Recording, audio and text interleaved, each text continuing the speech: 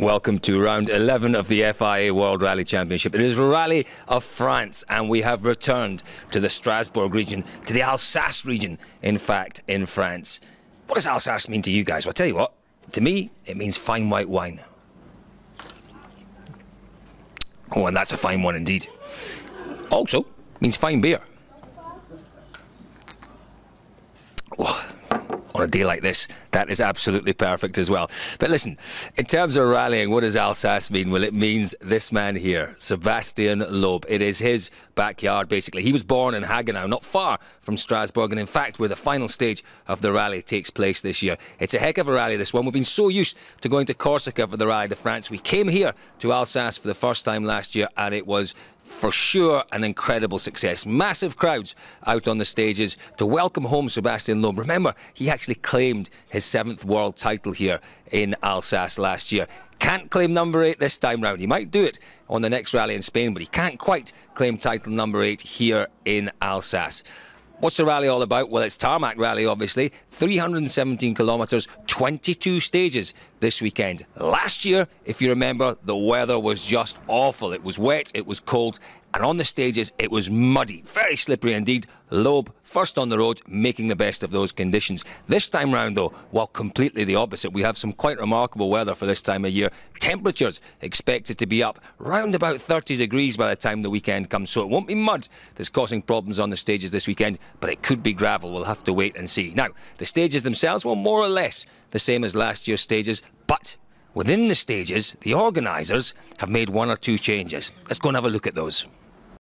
So as I mentioned, the route this year, more or less the same as last year. But if you remember back 12 months ago, it was very wet here. It really was proper autumnal weather. But again, as you can see, the weather here this weekend is just going to be fantastic. But the organisers, thinking back to last year, remember when it was wet, it was muddy, the cuts were an absolute feature of this rally. Sebastian Loeb was first on the road. He was taking big cuts, pulling mud out onto the road. Now just have a look at this piece of road. It is a wonderful piece of tarmac. The cars through some very sweeping bends up into what is an open hairpin left. Now, last year, what would have happened? The cars would have set themselves up on the right side there, and they'd have come straight across this cut, straight across. And our first car on the road, Sebastian Loeb, would have pulled the mud out. Now, what have the organisers done this year? Well, take a look at these poles. One there, one here. What's the idea behind these? Well, the idea is to try and stop the cutting. Is it going to stop the cutting? I'm not sure.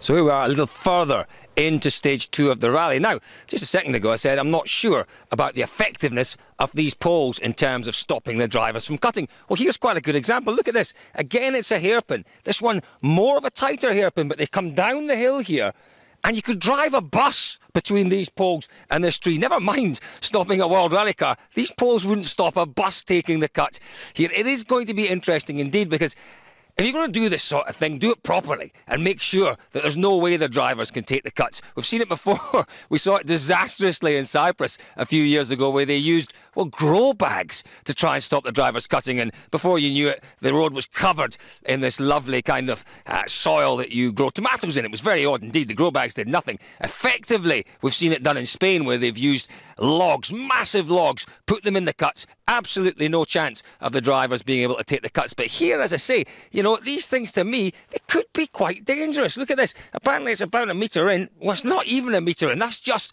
oh, I don't know, 25, 30 centimetres or so into the ground, that one. Let's have a look at this one, see how this one's in, see if it's any further in. Well, yeah, that one's a little further in. But they're steel poles. They're going to take a bit of bending. They could do some damage. You wouldn't want to hit one. But as I say, look at this. Straight down the hill.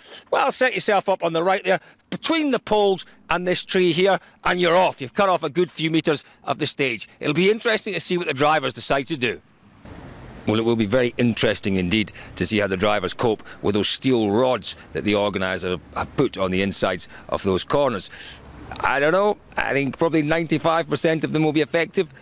2.5% of them will be, well, completely ineffective. 2.5% of them could be dangerous. Ooh, we'll wait and see how that all goes. But listen, who do we think is going to win the 2011 Rallye de France? Well, it's not too difficult, is it? Sebastian Loeb. It's his home event. He's an Alsace boy. In fact, he was crowned the 2010 World Rally Champion, his 7th World Rally Championship win on this town hall steps here in Hagenau just 12 months ago. Hagenau's his hometown as well. What an occasion that was. One of the most emotional moments I have ever witnessed in the world of rallying. And who would bet against him making it another win on the Rallye de France here in 2011. I think he has to be favourite because, well, we've heard from the Citroën team that now Sébastien Loeb is very much their #1 driver, supported by Sébastien Ogier. Ogier will do his best to put himself between Sébastien Loeb and Loeb's nearest rival in the World Championship this year, and that is Mikko Hirvonen. I think Ogier will probably take second place here, but remember, he was a bit untidy last year, put his car off a couple of times. If he does that this year, he's in all sorts of trouble, but he's a better driver than he was 12 months ago. Ogier will support Loeb, will probably secure a 1-2 for Citroën on their home rally, and that is always the perfect result for the PSA team.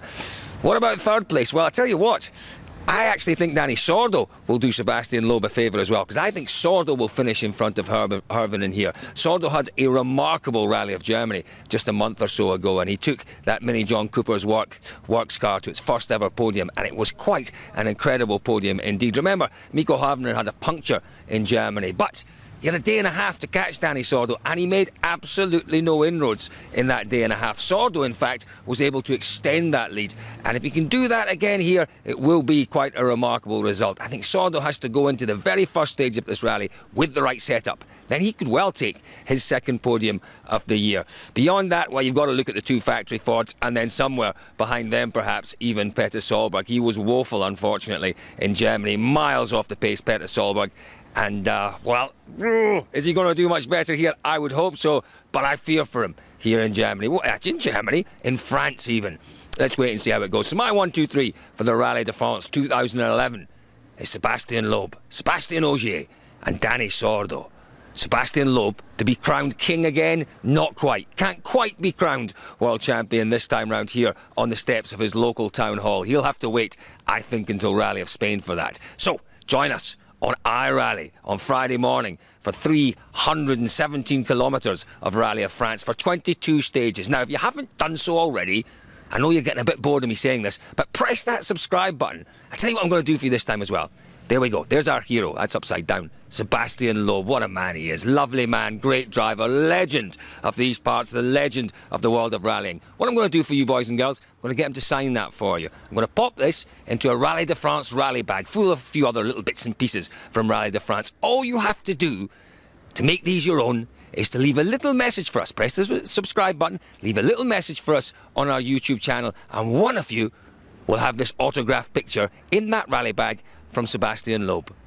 Join us for Rallye de France 2011, and don't forget, leave me a message.